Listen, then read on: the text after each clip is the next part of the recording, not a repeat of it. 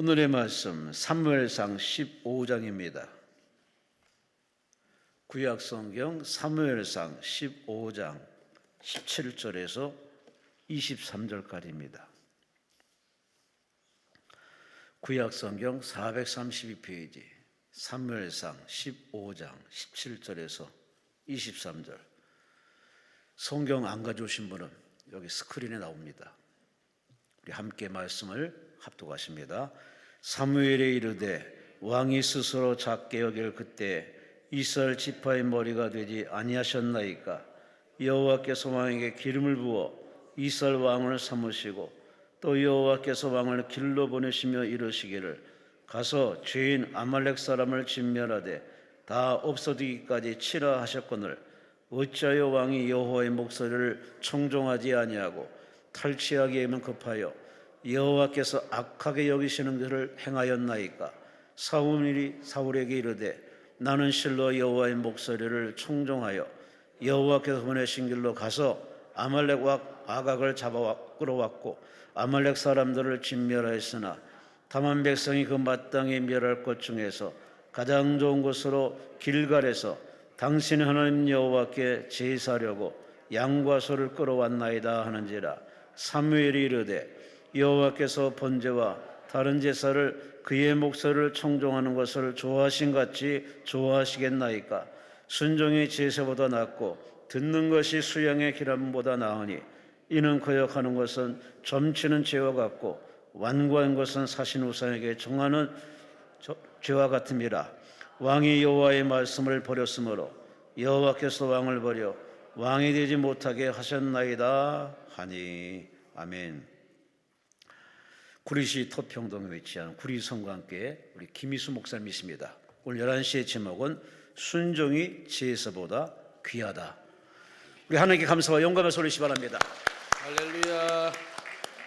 기도드리겠습니다. 인간의 생사복을 주장하시는 전능하신 하나님 아버지, 이 땅에 80억에 넘는 수많은 사람들이 살고 있지만 인생이 어디서 와서 무엇을 하다가 어디로 가야 할지를 알지 못하고 자기 생각대로, 자기 욕심대로, 자기 정욕대로, 자기 감정대로 살다가 죽어 영원한 지옥불로 떨어지는 사람들이 수도 없이 많이 있는데 하나님께서 특별한 은혜를 부어주시어서 천에 하나 만에 하나 우리를 선택하시고 예수 그리스도를 나의 구주로 영접하여 광야와 같은 이 세상에서도 하늘의 소망을 가지고 믿음의 길을 걸어갈 수 있도록 은혜와 복을 베풀어 주시니 감사와 찬송과 영광을 올려드립니다. 오늘 강남 금식기도원에 올라온 주의 종들, 주의 사랑하는 자녀들을 기억해 주시고 가장 좋은 곳으로 가장 좋은 때에 응답하여 주실 줄로 믿습니다. 오늘 부르짖고 기도할 때 병든 자들은 고침받게 도와주시고 얽히고 설켜 있는 문제들은 해결되게 도와주시고 마음에 눌리고 상처받은 심령들 고침받게 도와주시옵시고 오늘도 주시는 말씀에 은혜를 입어 새 사람이 되는 역사가 일어나게 도와주시옵시고 주님 앞에 칭찬받는 자가 되게 도와주시고 남은 생에 먹든지 마시든지 무엇을 하든지 하나님의 영광 위에 살아가는 믿음의 강한 용사들이 되게 도와주시옵시고 세상의 빛과 소금 되게 도와주시고 섬기는 교회 아버지와 유익과 덕을 끼치며 목회자의 좋은 동력자들이 되도록 축복하여 주시고 자손만대 신앙의 복을 물려주는 믿음의 사람들 되게 하여 주시옵시고 최고의 값진 인생의 길을 걸어가는 하나님의 종들이 되게 하여 주시어서 우리 주님으로부터 면류관 받아서는 하나님의 사람들 되게 하여 주시옵소서. 병든 자들은 고쳐 주시옵시고 문제가 해결되게 도와주시고 막힌 길은 앞길 열어 주시어서 하나님의 은혜로 승리하고 복을 받게 하여 주옵소서. 예수님의 이름으로 기도드리옵나이다. 아멘. 할렐루야. 할렐루야. 잘 오셨어요. 참 세상이 갈 데도 많은데 이 강남 금식기도 올라왔다라고 하는 것은 특별한 하나님의 은혜인 줄로 믿습니다. 사람들이 들로산으로 쫓아갈 때 여러분들은 기도원으로 왔잖아요. 들로산으로 쫓아갔다는 것은 세상을 바라보고 사람을 찾아다닌다는 거예요. 그러나 기도원에 왔다라고 하는 것은 세상 바라보지 않고 사람 바라보지 않고 하나님 바라보러 왔다는 겁니다. 참 지혜로우신 분이에요. 엉뚱한 사람 붙잡고 돌아다니고 엉뚱한 사람 붙잡고 자기 사정을 이야기하고 엉뚱한 능력도 없는 사람들 잡고 힘과 시간을 낭비하는 사람들이 얼마나 많은지 몰라요. 그런데 여러분 지혜로운 사람이에요.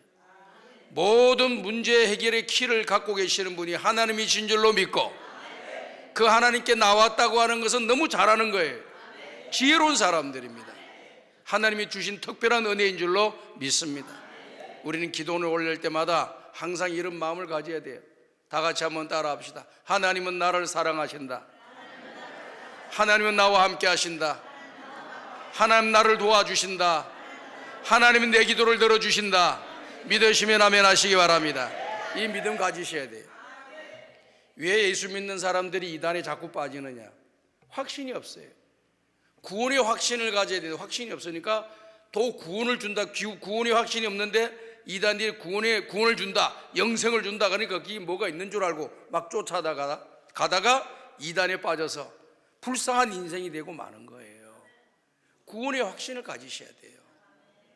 여러분들이 신앙생활하면서 구원의 확신이 있는 사람은요, 구원 문제로 나를 유혹하는 모든 이단들을 다 물리칠 수가 있어요. 구원은 내가 원해서 구원이 된 것도 있겠지만은요, 근본적으로 성경을 보게 되면은 하나님께서 구원받을 자를 창세전부터 선택했다는 거예요. 오늘 여기 계신 분들은 하나님이 구원 주시기로 작정하시고 예수님을 이 땅에 보내주시고 우리 죄를 위하여 십자가에 죽게 만드시고 이 시대의 복음을 듣게 만들어서 예수 그리스도를 나의 구주로 영접하고 하나님의 자녀가 됐다는 사실이 얼마나 귀중한지 몰라요. 기적과 같은 일이죠. 그래서 은혜를 이야기하면은 두 가지 은혜가 있잖아요. 첫 번째는 특별한 은혜, 두 번째는 일반적인 은혜가 있어요. 세상의 모든 사람들, 믿는 사람이나 믿지 않는 사람 모두에게 은혜를 하나님이 주시는 거예요. 우리는 생각할 때 믿는 사람들만 은혜 주시고 믿지 않는 사람들에게는 은혜를 안 주신다 이렇게 생각하는 사람들이 많아요. 그러나 하나님은 온 인류를 다 은혜 주시기를 기뻐하시는 하나님이십니다. 그걸 가리켜서 온 인류에게 다 주는 은혜를 일반적인 은혜라 그렇게 이야기하는 겁니다. 일반적인 은혜는 내가 노력하고 애를 쓰지 않아도 하늘에서 비가 내리고 햇빛이 비춰주고, 그리고 농사에 심으면 열매를 맺고 씨앗을 심으면 열매를 거두는 일들은 믿는 사람들이 열심히 노력을 내가지고 씨를 뿌려 열매를 거두는 것도 얻을 수가 있지만은요, 안 믿는 사람들도 열심히 일하고 노력해서 씨 뿌리면 다 열매 거두는 거예요. 밖에 나가면 공기를 쉬는 거는 예수님 믿는 사람들만 공기 쉬고 예수 안 믿는 사람들은 공기 못 쉬라는 거 아니에요. 다 공기를 쉬게 돼 있고 햇빛을 맞게 돼 있고 또 좋은 환경을 다 볼 수 있도록 하나님이 일반적인 은혜를 주신 거예요. 그런데 두 번째 은혜가 더 중요한 거예요. 비교할 수 없는 은혜가 뭐냐? 특별한 은혜라 그 말입니다. 특별한 은혜는 뭐냐? 아무나 주는 것이 아니에요. 선택된 자들에만 주는 은혜입니다. 이것이 뭐냐? 구원의 은혜라 그러는 거예요. 아니나 내나 다 구원받는 거 아니에요. 대한민국도 예수 믿는 사람 많다 하지만은 80% 이상은 구원받지 못해요. 지금 복음을 받고 교회를 다니면서 20%도 안 된다 그 말이에요. 나머지는 복음을 모르고 살아가고 있어요. 그래서 믿는 사람이나 믿지 않는 사람들 많이 섞여서 살지만은 그 특별한 사람, 특별한 은혜를 입은 사람은 일부분에 불과한 거예요. 또 전 세계를 다 비교하면은요, 우리 예수 믿는 사람들, 예수 믿고 구원받은 하나님의 자녀는 소수에 불과하단 말이에요. 이 소수에 불과한 특별한 구원의 은혜를 입은 사람은 하나님의 특별한 은혜를 입은 사람이라 그러는 거예요. 이게 특별 은총이라 그러는 거예요. 일반 사람들은 일반 은총, 우리는 일반 은총과 더불어 특별 은총을 받은 사람들이에요. 특별한 은혜를 입었기 때문에 여러분 특별하게 살아야 되는 거예요. 아멘. 특별한 사람이 있기 때문에 특별하게 살아야지. 교만하거나 그런 걸 하지 말고 특별하고 살아라니까 뭐 교만하게 살려고 그러고 그냥 남들 갖다 업신여기고 무시하고 살려는 게 아니에요. 특별한 은혜를 입기 때문에 특별한 삶을 살아가야 되는데, 이 특별한 삶이란 뭐냐? 우리를 창조하신 하나님과 관계를 맺으면서 살아가는 거예요. 하나님과 나와의 관계를 맺으면서 살아가는 거예요. 여러분 한번 잘 생각해 보세요. 인간이 대단한 것 같아도 참 불쌍한 존재들이에요. 제가 어제도 이렇게 요양원에 입원하신 우리 교회 권사님이 계셔서 가봤더니 이제 만나기 전에 준비 작업을 해서 로비에 딱 앉아서 그 병실이 4개인가 있어요. 한 병실에 6명씩 이렇게 요양병원에 와서 누워있는 분들이 4분씩 6분씩 들어있다. 한 병실에 6명씩 누워있어요. 바깥에 보니까 이름이 다 써져 있어요. 이름에서 하나 중간에 동그라미 걸어놓고 정확한 이름을 알지 못하게끔 이땡병 뭐 이렇게 해놨더라고. 뭐 이렇게 해서 가만히 봤는데 가만히 그게 이름이 중요한 게 아니라 옆에 나는 숫자가 중요하더라고. 무슨 숫자? 나이 숫자. 6명의 나이를 내가 한번 꼼꼼히 생각해봐야지. 제가 일반적으로 생각할 때 여러분들도 마찬가지일 거예요. 요양병원에는 7, 80, 91이 되신 어른들이 가서 인생의 마지막 종착지라 그래가지고 그곳에서 수명을 연장하다가 돌봄을 받다가 거기에서 생명을 마친다고 이렇게 일반적으로 생각해요. 그래서 나이가 드신 분들이 가는 걸로 알았어요. 저도 딱 명단을 보니까 6명 중에 평균이 70 전후반이라 깜짝 놀랐습니다. 그럼 이 병실만 거론하고 옆에 병실에 또 명단을 또 보고 숫자를 쫙 봤더니 거기도 비슷해. 거기는 뭐 50대가 2명이 앉아요. 누구로 누워있어. 그리고 특별한 거 96세 되신 한 분이 딱 계시다. 눈에 탁 띄고 막. 근데 전반적으로 보면은 60 아래 위로 다 있는 거예요. 70 아래 위로. 이야, 나도 70이 다 됐는데 이거 어쩌면 좋노 이거. 이게 70이 가까우신 분이 계신데 요양병원에 안 간 건 하나님의 기적인 줄로 믿습니다. 하나님 은혜인 줄로 믿습니다. 왜 이렇게 나는 요양병원에 안 가고 이 집 다 들어 누워 있어요. 이렇게 다 뭐 천장만 쳐다보고 있어요.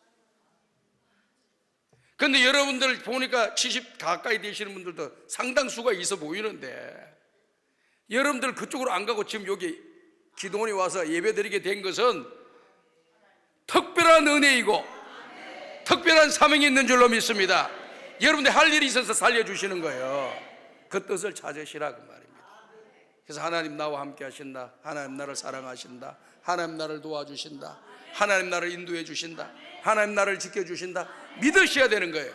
구원의 확신을 가져야 됩니다. 우리는 승리할 수 있습니다. 하나님 우리의 기도를 들어주십니다.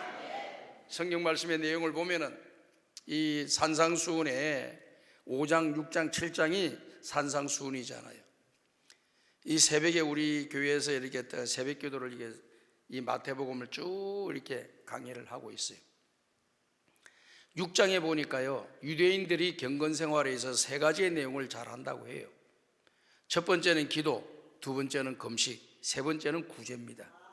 이 3가지를 잘 하는 사람이 유대인들은 경건한 사람이라 그러는 거예요. 그런데 유명한 학자 칼빈과 같은 사람은 경건이라고 하는 것은 하나님을 예배하는 사람을 경건한 사람이라 그런 거예요. 피조물이 된 우리들이 창조주 하나님을 예배한다는 것, 이것보다 더 큰 경건함이 없다는 거예요. 그분의 말씀에 순종하고 그분을 찬양하고 그분을 기도하고 그분께 기도하고 그분을 예배하는 것보다 더 큰 경건 생활이 없다는 거예요. 오늘 여러분들은 항상 하나님을 잘 예배하는 주의 종들 되시기를 주의 이름으로 축복합니다. 그런데 유대인들의 경건은 구제, 그리고 또 금식, 그리고 기도라고 하는 것이, 그 3가지 내용이 초점을 맞췄는데 유대인들은 오랫도록 신앙생활을 하다 보니까 신앙생활의 매너리즘에 빠지고 나태함에 빠져서 초점을 어디에 둘 줄 모르고 초점과 방향이 달라져 버렸어요. 그게 성경에 나와 있는 내용을 보게 되면 중요한 단어가 보이려고, 은밀한 중에, 이런 단어입니다. 그 항목 하나마다 다 나와요.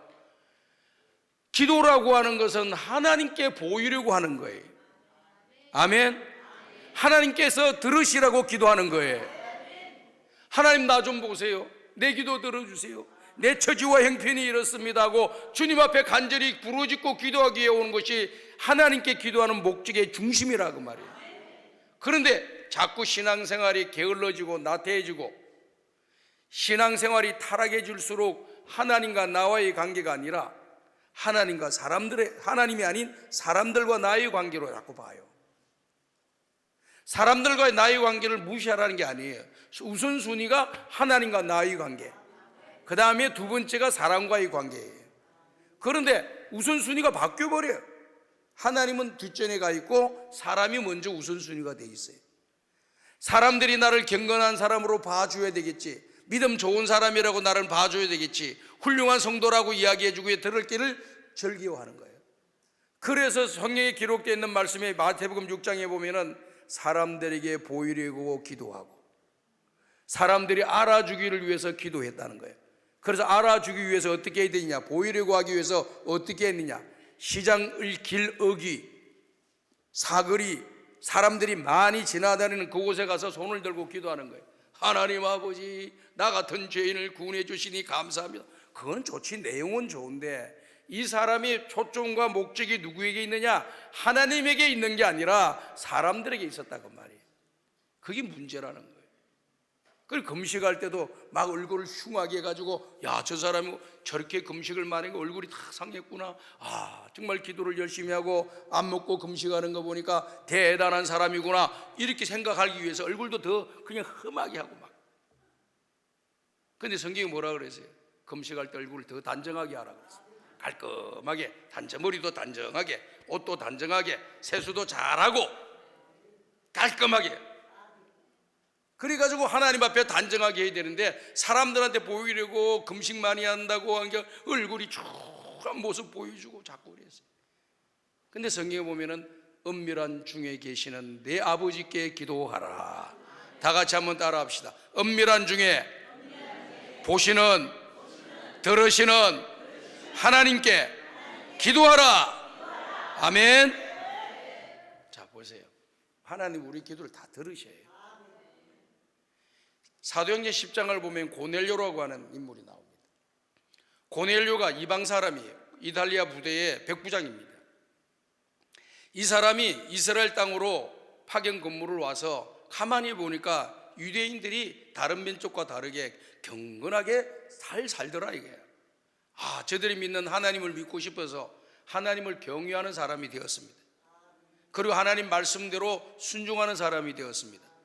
그래서 매일매일 유대인들의 방식과 같이 매일 아침에 일어나서 하루에 3번씩 하나님께 기도를 드리고, 그리고 또 백성들을 구제하는 일을 하고 금식하는 일을 했습니다. 이 경건한 유대인들이 하는 전형적인 모습이거든요. 이게 이방인들도 와가지고 자기도 하나님을 믿고 싶으니까 이방인들이 하는 3가지의 내용, 기도 생활, 구제 생활, 그리고 금식 생활을 했다고 말입니다. 이렇게 기도 생활하고 금식 생활에도 어느 날 천사가 고넬료에게 나타나서 이렇게 이야기합니다. 고넬료야, 고넬료야 하면서 너의 기도와 너의 구제가 하나님께 상달되었느니라. 자, 보세요 여러분, 그 말씀을 들으면 감동이 막 오잖아요. 야, 남 몰래게 구제하고 남 몰래 하나님만 바라보라고 하나님께만 기도했는데 하나님께서는 다 보시고, 구제하는 모습을 보시고, 기도하는 그 모습을 보시고, 믿음으로 살아가는, 진실하게 살아가는 그 모습을 보시고, 천사들을 보내가지고 너의 기도를 하나님이 들으셨고 너의 구제를 하나님이 보셨고 그 기도와 그 구제가 하나님께 상달되었다. 역사가 있다. 오늘 여러분들도 남 몰래 선한 일, 좋은 일 많이 할 줄 알아요. 그런데 유혹을 받으면 안 돼요. 무슨 유혹?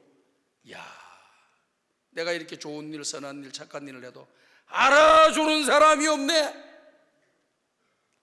알아주는 사람이 없어. 전략을 바꿔야 되겠어? 안 해야 되겠어? 알아주면 하고 안 알아주면 안 하고, 이런 사람으로 싹 바뀌는 거예요.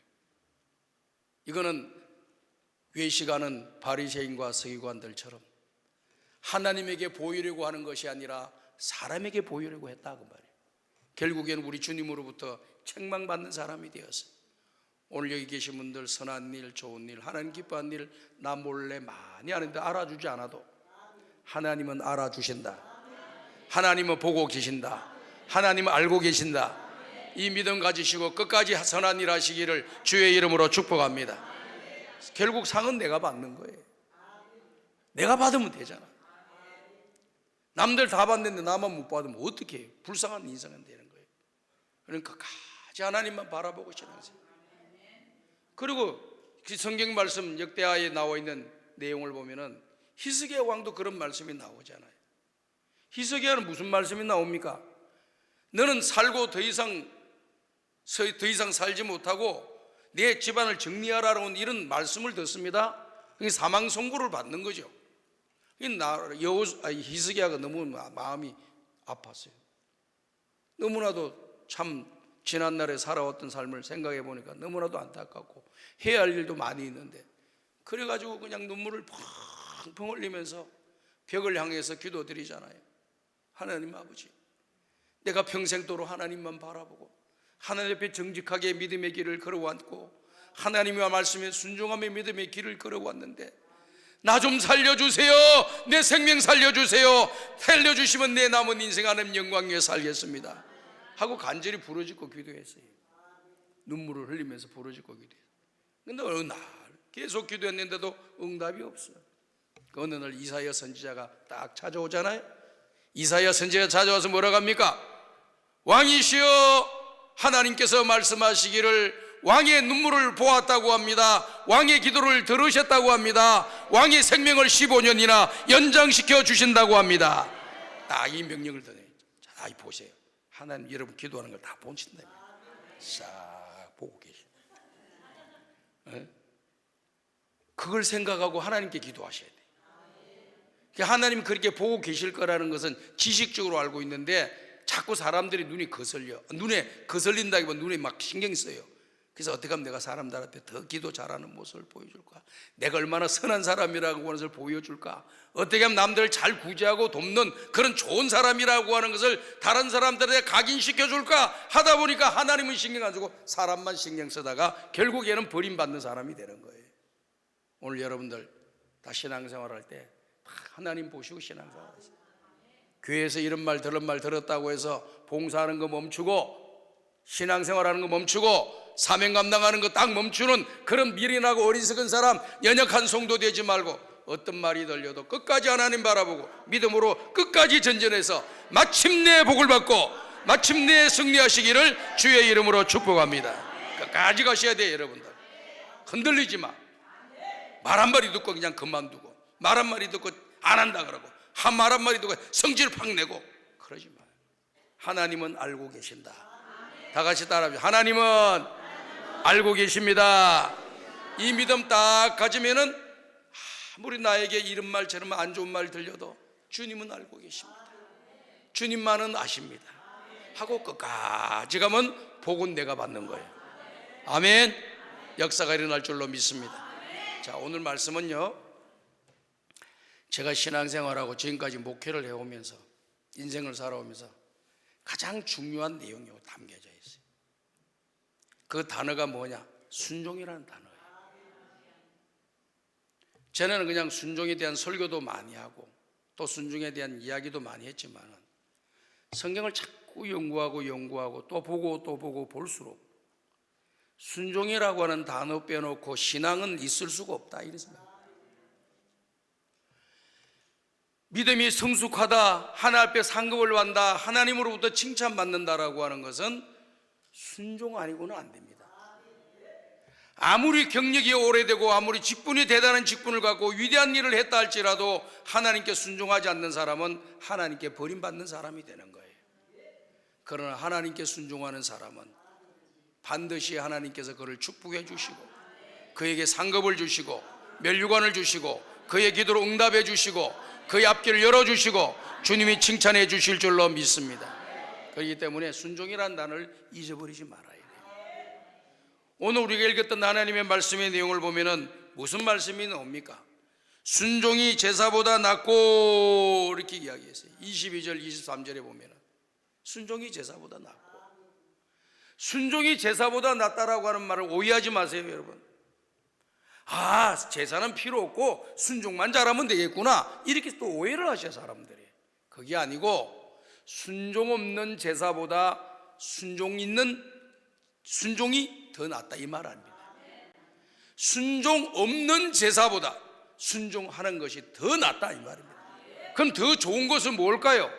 하나님을 참으로 예비하면서 순종하는 것이 제일 좋은 거예요. 믿으시면 아멘 하시기 바랍니다. 그렇기 때문에 하나님은 가장 기뻐하시는 것이 예배를 기뻐하셔요.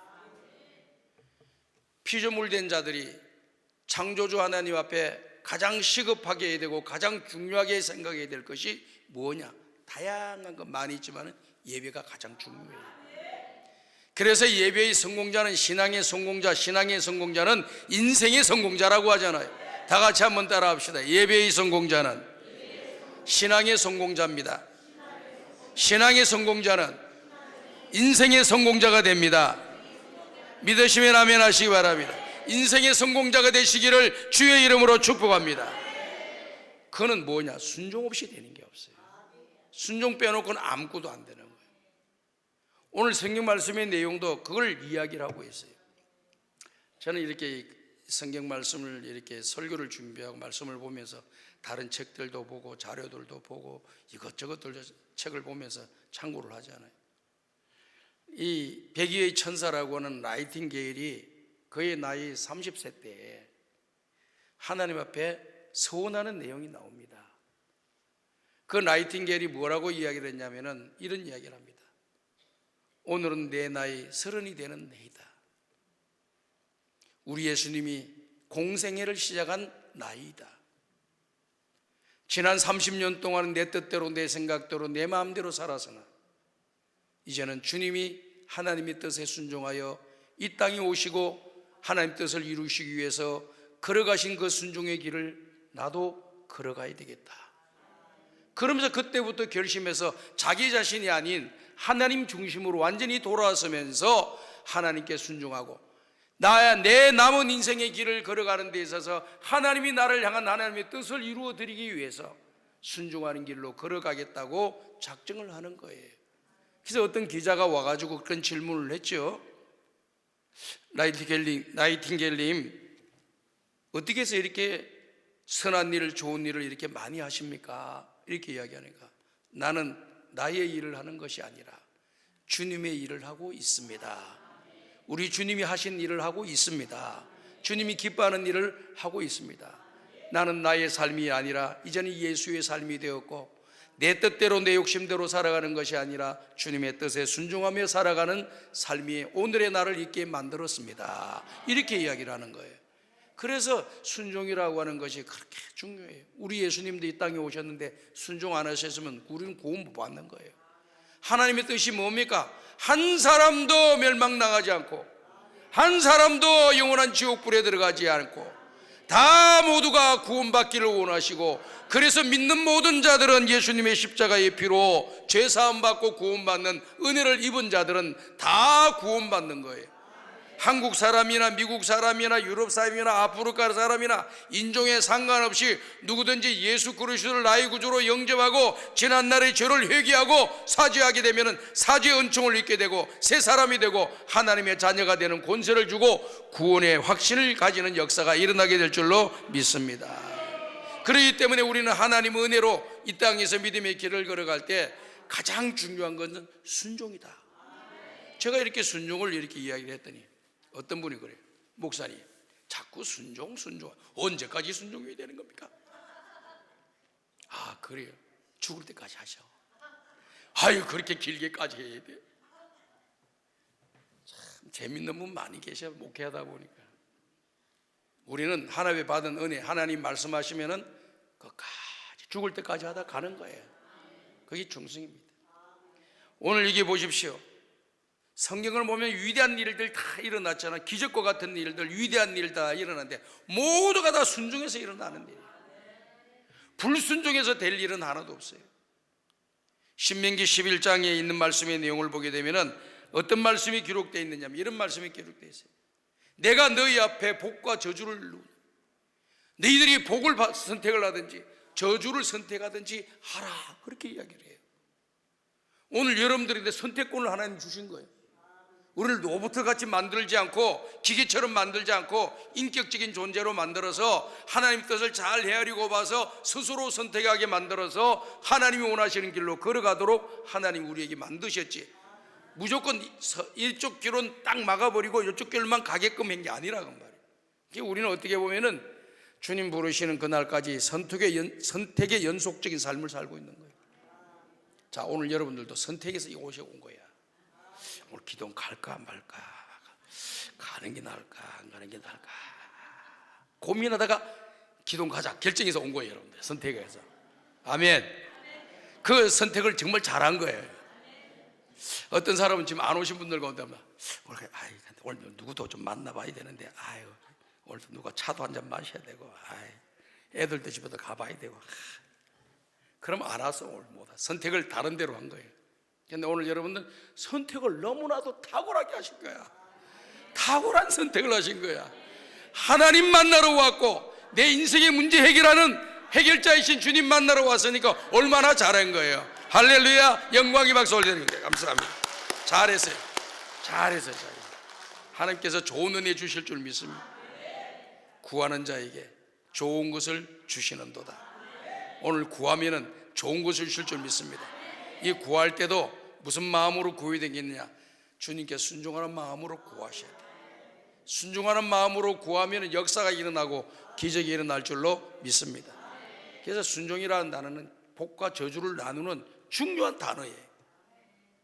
여러분 복 받고 싶으면 순종하고 저주 받고 싶으면 불순종해. 반드시 임하게 돼 있어. 불순종하면은 저주가 임하게 돼 있어. 뭐 지금 잘 사는데 지금 괜찮아요. 다 내버려. 지금 다 그대로 두고 만드십니다. 불순종을 계속해도 가도요. 어느 시점 때가 하나님이 정해놓으신 그런 때와 시점이 있습니다. 그때까지는 별일 안 일어납니다. 근데 이제는 안 되겠다, 너는 이제 더 이상 안 되겠다 싶으면 그때부터 개입을 하는 거예요. 내 인생에 개입을 하시고 우리 가정에 개입을 하시고 우리의 사업장에 개입을 하시고 해서 엄청난 혼란 가운데 있게 만드셔요. 걱정 근심 가운데 빠지고 문제 가운데 빠지게 만들어요. 그건 또 왜 그러냐? 우리를 미워서 그런 게 아니에요. 정신 차리라고 하는 거예요. 여러분 질병 걸렸습니까? 정신 차리라고 하는 겁니다. 문제 있습니까? 정신 차리라고 하는 거예요. 걱정 근심 있습니까? 기도하라고 하는 거예요. 다른 거 생각하지 마요. 정확합니다. 이게 내가 조금이라도 뭐 문제가 있다, 정신 바짝 차리고 하나님을 붙잡고 하나님께 순종하라고 하는 주님의 메시지로 여러분이 받아들이시면 기적이 일어나고 역사가 일어날 줄로 믿습니다. 그래서 신명기 28장에도 보면 딱 두 가지잖아요. 하나님 경외하고 하나님 말씀에 순종하는 사람은 모든 민족 위에 뛰어난 이름이 되게 만들어 주시고 들어가도 복을 받고 나가도 복을 받느니라. 그런데 불순종하고 살면 어떻게 됩니까? 들어가도 저주받고 나가도 저주받는. 참 저도 이렇게 이제 거의 70을 다 돼서 살다 보니까 어떤 사람들 가만 해도 안 되는 사람 너무 있더라고.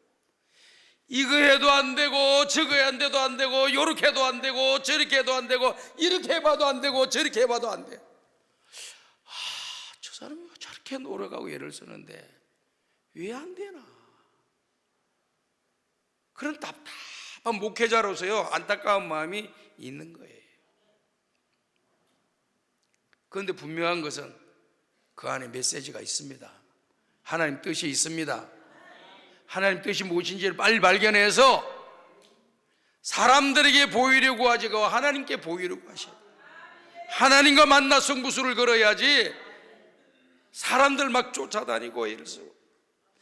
그래서 나도 이렇게 가만히 그분을 관찰해 보면은 하나님과 만나기보다는 사람들과 만나서 문제 해결하려고 뛰어다니시더라고요. 그렇게 또 사람 만나야지 문제 해결되지요. 그런데 예수 믿는 사람은 우선순위가 있는 거예요.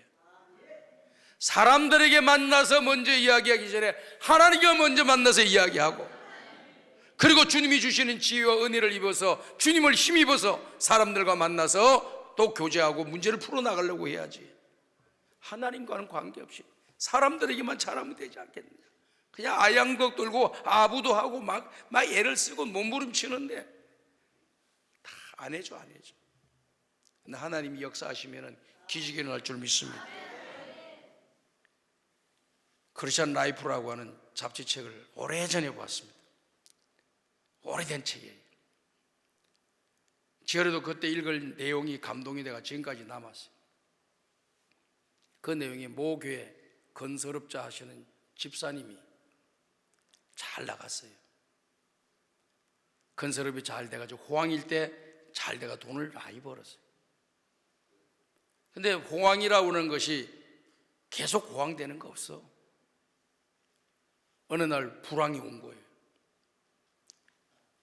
건축해놓은 건물들이 분양이 안 되고, 빚을 얻었던 그런 빚을 내었던 은행에서 빚 도촉 빨리 갚으라고 하지, 사채 빌린 쪽에서 오라 그러지. 완전히 망하게 생겼어요. 완전히 망하게.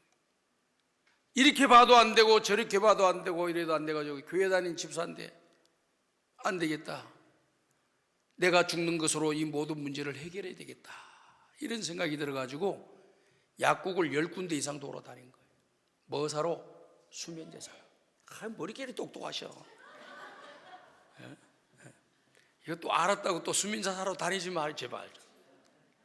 여기서 매달 해가지고 열 몇 군데를 다니고 배갈을 말 준비해요. 배갈, 수면제 배갈을. 그래서 안주머니에다 집어넣고 이제 자기가 생각하는 산에 가서 죽으려고 사무실에서 나와서 육교를 딱 건너갑니다. 요즘 육교를 자꾸 없애는 시대잖아요. 과거에는요 4, 50년 전만 해도 육교가 막 항상 있었어요. 육교에. 근데 그 육교 위로 올라가서 딱 그 건너서 이제 가려고 하는데 저 육교 끄트머리쯤에서 음악 소리가 들리는데 가만히 보니까 음악이 무슨 노래냐, 찬송가가 나오더래. 가만히 쳐다봤더니 두 다리 하반신이 없는 그런 장애인이 이게 고무 같은 걸로 하반신을 둘러싸가지고 끌고 다녀야 되니까 그 하반신에 검은 검정 타이어 고무 같은 걸로 딱 뒤집어 싸고 그 앞에다가 볼펜 놓고 편지 봉투 놓고 바늘 놓고 또 이렇게 뭡니까, 이게 핀 같은 거 놓고 볼펜 놓고 쭉 늘어놓고 찬송 부르면서 하는 거예요. 그때 하나님의 성령이 그 집사님에게 강하게 임사하신 거예요. 그걸 보는 순간 눈에서 눈물이 팍 쏟아지는 거예요. 그래서 육교 난간을 탁 그 자세에 무릎을 꿇고 통곡하며 기도했다고 합니다. 하나님, 저 사람은 하반신도 없는 사람인데 저렇게 찬송가를 들으면서 살아보려고 몸부림을 치는데 공부할 만큼 하고 성공할 만큼 해보기도 하고 사람들의 능력도 있고 몸도 멀쩡하고 튼튼한데 지금 네가 죽으려고 해? 이 어리석고 미련한 놈아는 성령의 음성을 듣게 된 거예요. 그래서 난간을 붙잡고 주님 앞에 회개 기도를 한 거예요. 이 수면제 배갈 사가지고 산에 올라가서 먹고 끝내려고 그랬는데 너무너무 막 그냥 회개가 넘어서 1시간 이상을 그곳에 자꾸 울었대요. 지나가는 사람들이 보면서 저 사람 왜 울어 하지만 그 상관없어. 자기는 지금 하나님과 만남 속에서 성령이 역사하셔가지고 내가 이 장면을 보면서 내가 얼마나 어리석고 미련하고 나약한 존재가 그동안 믿음 있다, 집사다, 뭐다 떠들어도 아무것도 아닌 존재가 되어버린 거예요. 그래서 회개를 그렇게 지난 날에 잘 될 때 더 잘 섬기고 잘 될 때 선한 일을 더 많이 하고 잘 될 때 하나님 기뻐하는 일을 더 해야 되는데 그때는 그냥 하나도 안 하다가 지금 다 잃어버리고 나니까 그때 안 한 것이 후회가 되고 이렇게 막 울고 그래요. 그러면서 하나님께서 결심을 주시는 거예요. 그래가지고 다시 내려갑니다. 가려고 하는 산으로 가려고 하던 걸 자기 사무실로 내려가요. 사무실로 가서 거기서 자기 마음은 아무도 모르지, 사무실 직원들은. 그래서 기도를 탁 하고 이제 자기에게 좀 돈을 갚으러 이 발행하는데 엄이 지금 돌아왔기 때문에 이거 못 갚으면 죽는 거예요. 부도가 나는 거예요. 그래가지고 그 엄에 다가온 사람들, 회사들을 전부 다들 명단을 봐주고 한 집 한 집 찾아가기 시작하는 거예요. 무릎을 꿇고 다 통곡하면서 한 번만 기회를 주십시오. 반드시 내가 이 모든 것을 갚겠습니다. 떼먹고 도망가지 않겠습니다. 지금까지 내가 정직하게 열심히 살아온 거 잘 알고 있지 않습니까? 한 번만 저에게 기회를 주십시오. 눈물을 팍 벌리면서 이야기하니까 음을 이렇게 받아가지고 이제 은행에만 넣으면 돈이 나오죠. 안 넣으면 부도가 나는데 그분들이 아유 사장님 왜 이러시냐고 이렇게 울지 마시라고 그러면서 마음의 문이 열리기 시작하면서 그분들이 음을 다시 6개월짜리로 연장을 시켜줘 버려요. 그 자리에서 바꿔주는 거예요. 6개월짜리로 연장을 바꿔시켜요. 그리고 이렇게 해가지고 가는데 열 몇 군데를 돌아다니는데 하나도 안 됩니다. 당신이 울고 불고 해도 안 됩니다 하고 빨리 돈 내놔라, 이런 사람이 없었다는 거야. 성령이 역사하면 이런 기적이 일어납니다. 하나님이 임하시면 역사합니다. 하나님이 일하시는 거예요. 근데 이걸 몰라 사람들이. 그래가지고 모든 것을 부도가 나지 않도록 다 하나님 만들어 주셔가지고 용기를 내가지고 열심히 더 성실하게 한 거예요. 그러면서 이 건축, 어려웠던 건축 경기가 회복되기 시작하면서 모든 빚 다 갚고 크게 장성하게 큰 중견기업이 돼가지고 하나님의 교회 장로까지 됐어요. 교회 헌금을 제일 많이 하는 사람이 됐어요. 야, 얼마나 감사한지 몰라요. 사랑하는 여러분들, 어려울 때 힘들 때가 주님 만날 때입니다. 주님 만나면 기적이 일어날 줄 믿습니다. 새로워질 줄로 믿습니다. 그리고 우리는 하나님 앞에 순종하고 살아야 돼요. 불순종하는 건 미련한 짓이에요. 오늘 성경 말씀도 사울이 이 아말렉과의 전투에서 하나님께서 승리를 주시겠다고 약속했어요. 이번 전투에서 승리를 주는데 모든 것을 진멸하라고 하는 명령이 떨어졌어요. 사울 왕이 그렇게 하겠습니다 하고 전투에 나갔습니다. 전투에 나갔더니 정말 전투에서 백전백승을 하는 거예요. 야, 그토록 이스라엘 백성들이 힘들어하던 이 아말렉 군사들이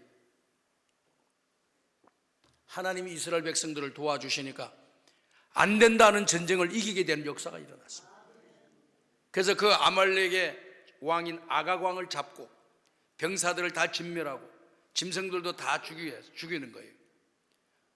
그런데 어떻게 했느냐?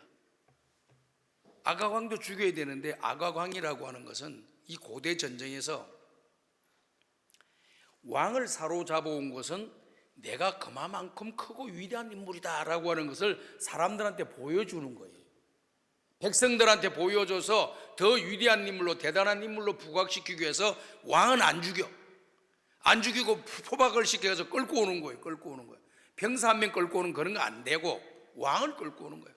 그러니까 사람들이 뭐라고 이야기하냐면 우리 왕은 저쪽 왕보다 더 강하다, 그리고 우리가 믿는 하나님은 저 사람들이 믿는 신보다 더 강하다, 이렇게 인식을 시켜주는 거예요. 그래서 왕이 높아지게 되는 기회가 되는 거예요. 그래서 아각 왕도 죽여야 되는데 그 인간의 생각이 들어가니까 아각 왕을 살려줘요.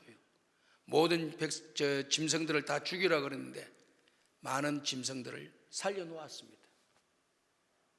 아무도 모르지요. 지금 이 말은 하나님께서 사무엘 선지자를 통해서 사울 왕에게 전달한 내용이기 때문에 일반 백성들은 모릅니다. 그래서 다 죽이라는 것을 불순종하고 한쪽에다가 좋은 양질의 그런 질 좋은 종자들은 다 숨겨놨단 말이죠. 그런데 모든 걸 알고 계시는 분이 누구시냐? 하나님이시죠. 굴 속에 들어가 있어도 다 아셔. 아무도 없는 혼자라도 다 아셔. 우리 비밀로 하자 해도 다 아셔. 다 아시는 분이 하나님이셔요. 그렇게 숨겨놓은 일을 아무도 몰랐는데 하나님은 아시고 또 사무엘 선지자를 보내십니다. 사무엘 선지자를 보내니까 사무엘 선지자가 사울 왕에게 뭐라고 얘기했습니까? 하나님 말씀을 순종하였습니까? 순종을 했습니다. 그렇게 저기 짐승들 울음소리는 뭡니까? 아, 그거 말입니다. 길갈로 가서 하나님 앞에 우리에게 승리를 주신 하나님 앞에 제물로 바치기 위해서 따라오나왔습니다. 그건 주님이 하신 말씀이 아니에요. 다 진멸하라고 그랬지 따로 냉관하라 말을 하지 않았다고. 왜 왕이 하나님의 말씀을 왜곡해서 왕의 임의로 생각해서 하나님의 말씀을 버리십니까? 하나님의 말씀을 버렸다고 하는 것은 하나님을 버렸다고 하는 것이고, 하나님을 버렸다라고 하는 것은 주님의 말씀에 불순종하는 사람이 되었다. 그래서 하나님께서 왕을 버려서 왕이 되지 못하게 만드십니다. 그러면서 나온 말씀이 순종이 제사보다 낫고 듣는 것이 수양의 기름보다 나았다. 불순종하는 것은 우상 숭배하는 죄와 같으며 불순종하는 것은 사신 우상에 또 점치는 자들의 점을 치는 행위와 똑같은 거다. 얼마나 무서워요. 불순종이라는 게. 불순종이 뭐예요? 우상숭배와 똑같아요. 두 번째, 점치는 자들하고 같이 노는 거하고 똑같다는 거예요. 이걸 잘 보시오. 그럼 점집 안 갈 거예요, 여러분들. 오늘 이게 과거에 간 사람들 회개했으면 더 이상 안 해도 되고, 점집 혹시 몰래 간 사람 회개하고. 제가요 전도사 시절 때 삼양동이라고 하는 데서 전도사 생활했어요.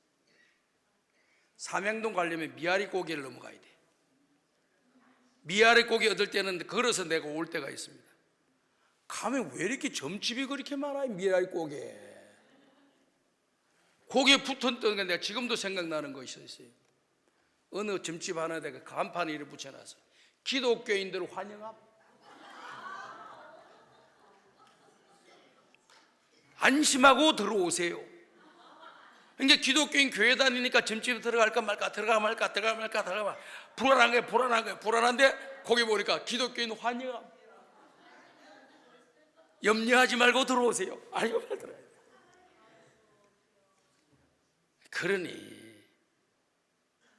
하나님을 믿는다고 하면서 점집이나 왔다 갔다 하는 우상숭배 죄를 범하고 불순종의 죄를 범하고 하나님 한 분만을 섬겨야 되는데 다른 신까지 섬기게 되는 이런 이중적인 인격의 소유자들이 여러분들은 아무도 없을 거라고 내가 생각돼. 기도원까지 올라오시는 여러분들이 그럴 리가 있겠나? 웃는 거 보니까 의심이 좀 가. 절대 가지 마. 아무 소용도 없어. 제가요 가끔 우리 교인들이 와가지고 이렇게 막 자기를 위해서 기도 좀 해달라는 거예요. 그래서 뭘 기도해 줄 거냐? 지금 이렇게 사업의 문제가 어렵고 또 뭐냐 걱정이 많으시죠? 얽히고 설긴 일이 너무 많으시죠? 그랬더니 보입니까? 그래. 아이고 나 참 재밌어. 뭐가 보여요? 자기가 염려하고 복잡한 일을 자기에게 설쳐 있는 주위의 상황이 지금 눈에 보이냐 이 말이야. 나보고 내가 무슨 점쟁이인 줄 아는가 봐. 보이기는 뭐가 보여요. 지금 힘들고 어렵다고 하기 때문에 얼마나 그 힘들고 어려운 것 때문에 상황이 복잡할까 생각해 보니까 얼마나 힘드시냐고 내가 한 것이지 주변에 뭐가 다 보여가지고 내가 이야기하는 거 아닙니다. 얼마나 재밌는지 몰라요. 그랬더니 그러세요? 교회 나온 지 얼마 안 되신 분이. 사랑하는 여러분, 신앙생활은요 하나님과 나의 관계야. 하나님과 나의 관계가 깊어지면 깊어질수록 하나님께서 문제 해결을 알아서 해주셔요. 하나님과 관계가 멀어지면 멀어질수록 하나님도 멀어지는 거예요. 그러면서 나에게 문제가 없던 것이 하나 둘씩 찾아와.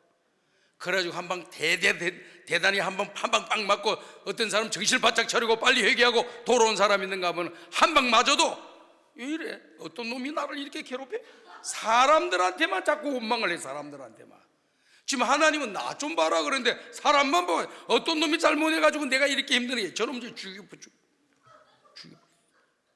한번 두고 보자.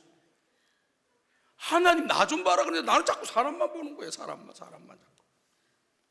오늘 여러분들 공중에 나는 새 한 마리도 하나님의 허락 없이는 떨어지지 않고 나무에 낙엽 하나가 떨어지는 것도 하나님의 계획이 있고 섭리가 있고 메시지가 있습니다. 다 알아요. 오늘 나에게 이런저런 문제가 생기는 것은 나를 향하신 하나님의 섭리가 있어요. 뜻이 있습니다. 주님 메시지가 있단 말입니다. 나에게 주는 메시지가 있단 말입니다. 그걸 발견하면 살아나는 역사가 일어날 거예요. 오늘 이 기도원에 오셔서 그걸 잡아야 돼요. 그걸 발견하시고 기도하면 보여주시는 거예요. 내가 보여주는 게 아니고 하나님 여러분들에게 보여주실 거예요. 역사해 주실 줄 믿습니다. 그래서 그 주님 붙잡고 하셔야 돼요. 그래서 성경 보세요. 기적들이 일어나는 게 참 다 순종이에요. 여리고성을 돌 때도 순종해서 여리고성 무너졌죠. 홍해바다 가는 것도 순종해서 무너졌죠. 골리앗과 싸움에서도 무너졌죠. 그리고 또 물이 포도주로 만드는 것도 물이 변화해 포도주가 된 것도 다 순종해서 된 거예요. 모든 그 순종 없이 된 게 하나도 없어요. 다 순종해서 된 거예요. 오늘 여러분들을 강남 금식기도 오셔서 야, 순종해야 되겠구나, 잔소리하지 말고 순종해야 돼, 이 생각만 가지면 성공할 줄로 믿습니다. 특별히 목회를 잘 하시고 은혜롭게 정말 목회를 잘 하시는 목사님들 말씀 잘 들으셔야 돼요, 여러분. 제가 이렇게 이 목회를 하기 전에 교회에서 이렇게 성전을 짓는다 하는데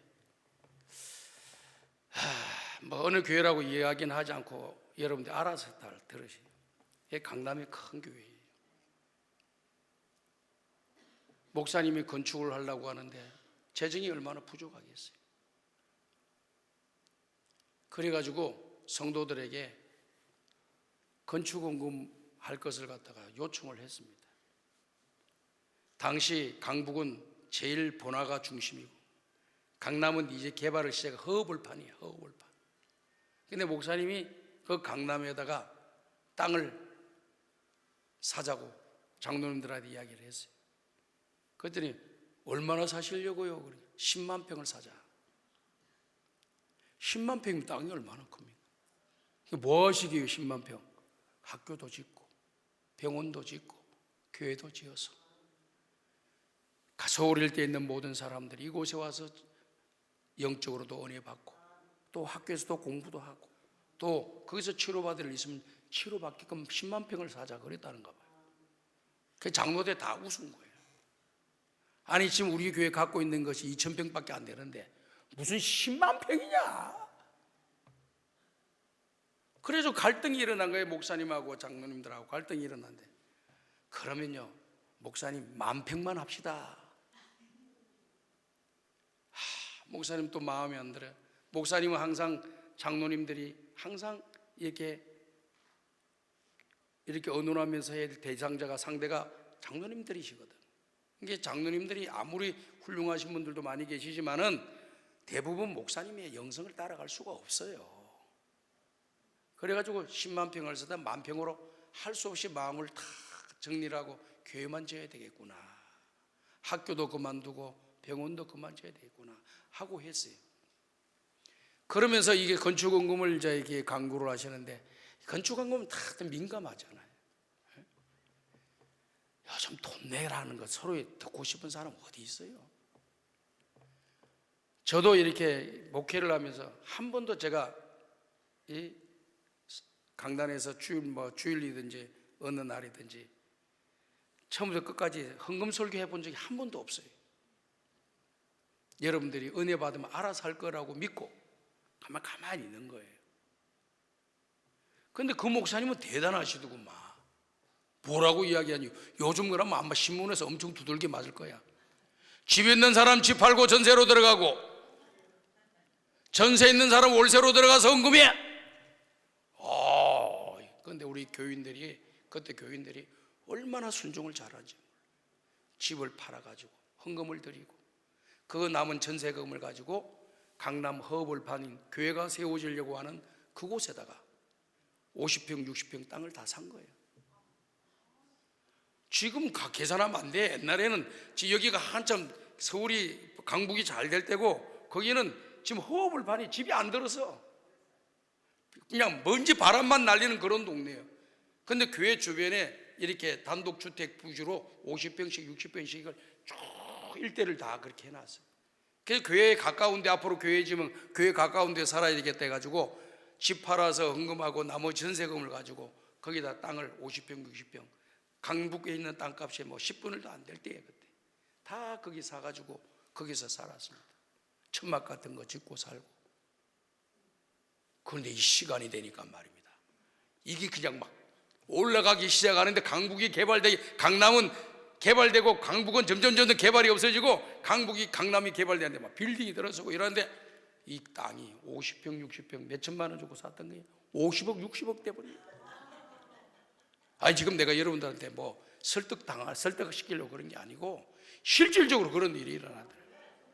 그래가지고 단독주택에 조그만한 거 사놨더니 그게 50억 60억 되는 거예요. 그래서 목사님 말씀 듣고 순종해서 교회 짓는 일에 순종했더니 이런 역사가 일어났다. 다 다 부자가 되고 자녀들이 뭐 서울대 나고 법대를 나오고 그냥 치대를 나오고 해가지고 사장도 되고 얼마나 감사한 일이 몰라.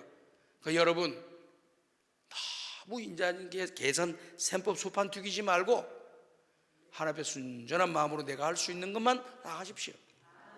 난 무조건 다 팔아라 이런 건 안 좋아. 저도 안 좋아해. 할 수 있는 것을 하십시오.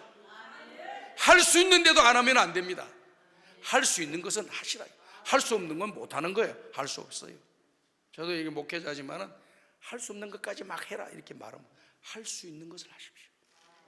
그것이 내가 신앙을 지킬 수 있는 유일한 길이에요. 할 수 없는데 어떻게 합니까? 할 수 있는 것을 하십시오. 마음만 보고 할 수 있는 것을 순종하면은 선한 일이 일어나라고 저는 믿어요. 오늘 우리는 순종해서 은혜와 복을 받아야지. 인간의 마음과 생각으로 인간의 욕심 때문에 사울왕처럼 버림받는 사람 되지 마세요. 결국 사울왕은 그의 세 아들하고 블레셋과의 전투에서 다 죽잖아요. 비참하게 죽습니다. 아버지도 죽고 아들 세 명도 다 죽고 그 가족이 완전히 멸망돼 버려요. 저주받은 거나 똑같은 것이 돼요. 이 불순종이 그런 결과를 가져오는 겁니다. 그러니까 이 사울이 이렇게 비참한 지경에 이르게 된 그 원인이 어디 있느냐? 불순종에 있었던 거예요. 욕심 때문에. 백성들이 나를 더 좋아해 줄 것 같은 인간의 잘못된 생각 때문에 그런 역사가 일어났다는 겁니다. 사람들을 두려워했다는 겁니다. 교만했기 때문에 그랬다는 거예요. 오늘 우리는 교만함을 버려야 돼요. 교만은 패망의 선봉이라고 그랬어요. 겸손은 종교의 앞잡이라고 했습니다. 순종하는 자가 은혜를 입습니다.